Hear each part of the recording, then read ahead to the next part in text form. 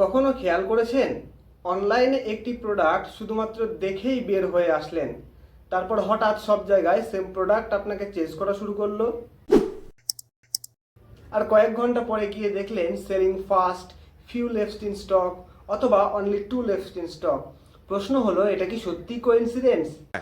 আপনি যখন কোনো প্রোডাক্ট বারবার দেখেন, অ্যাড টু কার্ট করেন, অথবা কিনতে ইন্টারেস্টেড এমন সিগন্যাল দেন, তখন তাদের সিস্টেম বুঝে যায় আপনি অলমোস্ট রেডি টু বাই। আপনাকে সাটেল ভাবে ফিল করানো হয় এখন না কিনলে মিস করবেন।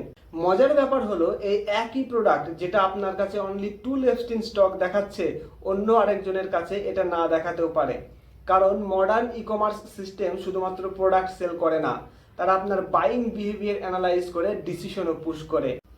মানে আপনি একটি প্রোডাক্ট দেখছেন ঠিকই, কিন্তু একই সাথে সেই প্রোডাক্টটিও আপনাকে দেখছে। এরকম আরো মার্কেটিং টিপস জানতে ফলো করুন।